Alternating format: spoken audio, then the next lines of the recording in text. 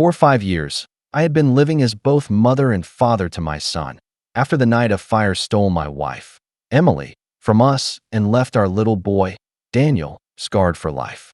He was only 3 when it happened, tiny, fragile, terrified. I still remember the hospital lights, the smell of smoke clinging to me, the overwhelming silence when they told me Emily didn't make it, and then the quiet, shaky breath from Daniel as he slept in a hospital bed fighting to recover. That sound, that soft breath, became the reason I kept going. Daniel survived, but the flames left scars on his arms and chest. They healed physically as much as they could, but life doesn't stitch emotional wounds so easily. I carried guilt, grief, fear. He carried insecurity, confusion, and questions about a mother he barely remembered. 8 years old, Daniel had grown into a gentle, curious child who adored dinosaurs, building Lego cities, and sleeping with a stuffed triceratops. He was tender-hearted and surprisingly resilient. I believed we were moving forward, slowly, painfully, but forward. That belief shattered the moment we changed schools. That we moved because of my job promotion, something I thought would bring us stability and a brighter future. Instead, it placed Daniel in the path of cruelty. At his new school, whispers followed him through hallways. Children stared at his arms, avoiding sitting near him at lunch. It started with whispers, widened into distance, and then sharpened into open cruelty. The worst came with one boy, Mason Reynolds. He wasn't just unkind, he was deliberate. He called my son monster, told him his scars meant he wasn't normal.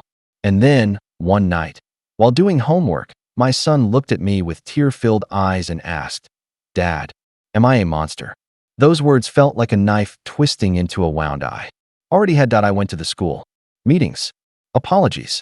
Policies. We're implementing restorative strategies. We are monitoring the situation. Nothing changed. In fact, it got worse. Mason rallied other kids against Daniel, calling him the burned kid, and telling kids his scars were contagious. The nightmares returned. The ones where Daniel woke up screaming, shaking, begging for his mom. Then he came home one day with his favorite dinosaur shirt torn, cheeks red from holding back tears. Mason said monsters don't deserve nice things. That night, after Daniel finally fell asleep, I made a decision.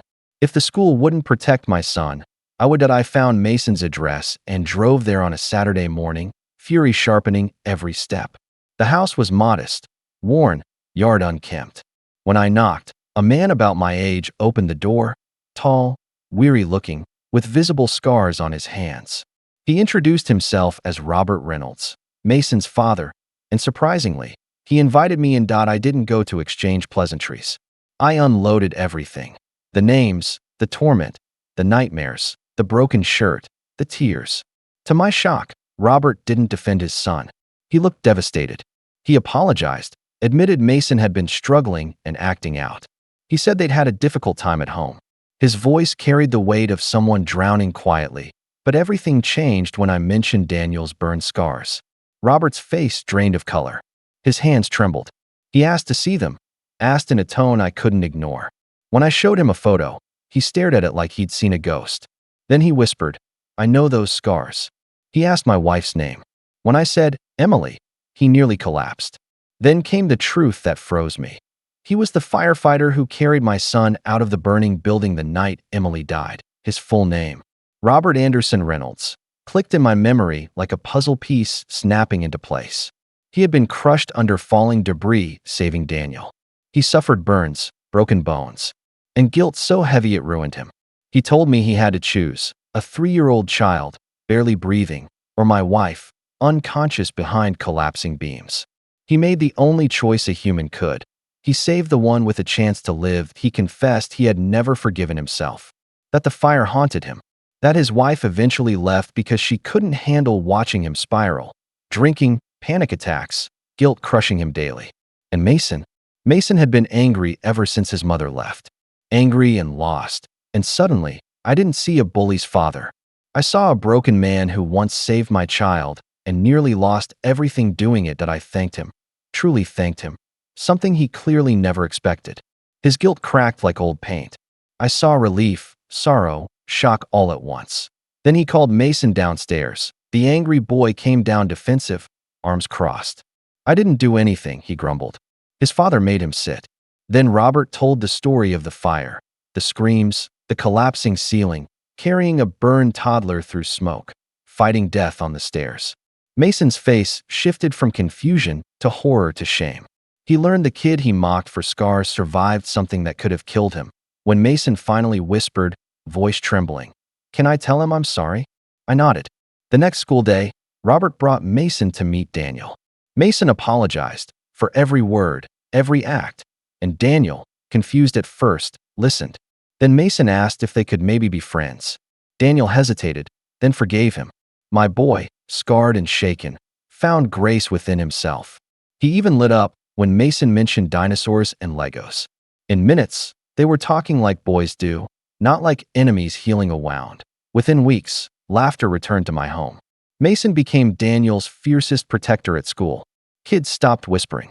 Some even admired Daniel's strength. Robert, encouraged by our connection, began therapy, joined support groups, started piecing himself back together. He wasn't alone anymore. Neither of us were.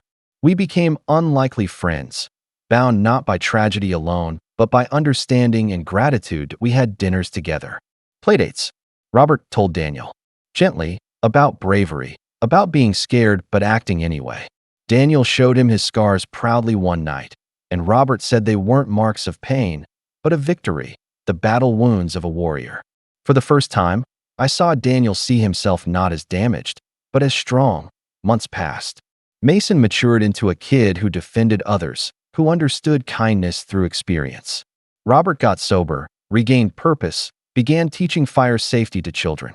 And I learned something I never expected, that confronting pain sometimes opens doors to healing we never imagined. What began as a confrontation born of anger became the beginning of a new chapter, one filled with forgiveness, understanding, friendship, and second chances. The scars that once closed doors now connected two families who might never have met otherwise.